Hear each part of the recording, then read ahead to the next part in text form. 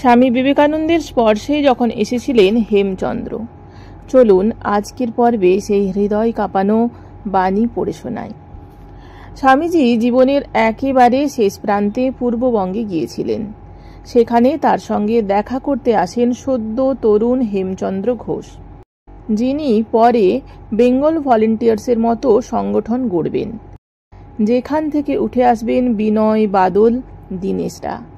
সেই হেমচন্দ্রকে স্বামীজি কাছে ডেকে নিয়ে বলেছিলেন, পরাধীন জাতির কোনো ধর্ম নেই, তোদের একমাত্র ধর্ম হচ্ছে মানুষের শক্তি লাভ করে আগে পরশ্বাপহারীদের দেশ থেকে তাড়ানো, তারপর আমার কাছে আসিস ধর্মের কথা শুনতে।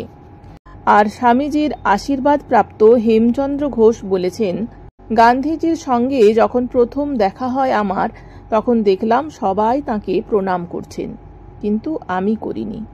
একজন সেই বিষয়ে আমার দৃষ্টি আকর্ষণ করলেন, বললেন গান্ধীজিকে প্রণাম করার কথা।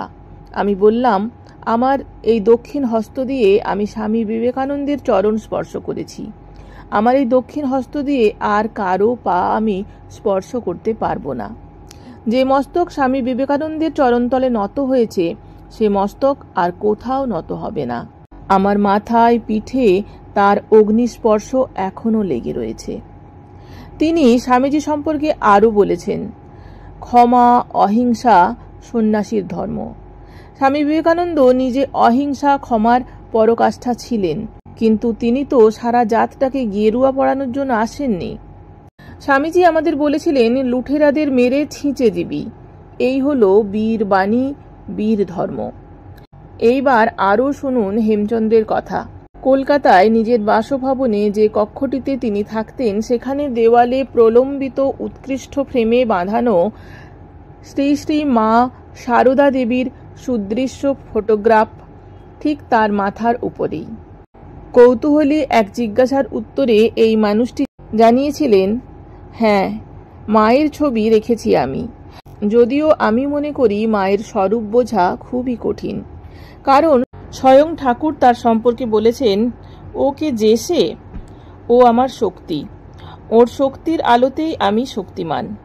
দেখুন, স্বামীজি বলেছেন তার শক্তির উৎস ঠাকুর, আর ঠাকুর বলেছেন তার শক্তির উৎস মা, অর্থাৎ স্বামীজির উৎসেরও উৎস হলেন তিনি। স্বামীজি তো তাই মাকে ঠাকুরের ওপরে স্থান দিয়েছিলেন। তিনি বলতেন, জ্যান্ত দুর্গা। এমনিতেই দুর্গার যে বর্ণনা আছে তা কল্পনা করাই কঠিন, তার ওপর আবার জ্যান্ত দুর্গা। তবে কেন রেখেছি মায়ের ছবি মাথার ওপরে জানেন? মাকে আমার ভালো লাগে। মা কি, মা যে কত বড় তা বুঝি না, বোঝার আকাঙ্ক্ষাও নেই, শুধু বুঝি তিনি মা। দেবী কি মানবী চাহি না বুঝিতে, তাপিত হৃদয় চাহি গো জুড়াতে, অঞ্জলি মোর শুধু আঁখি ধারা, মা মা বলে ডাকি। আজ এই পর্যন্তই। পর্বটি কেমন লাগলো অবশ্যই সবাই কমেন্ট করে জানাবেন। সবাই ভালো থাকবেন, সুস্থ থাকবেন।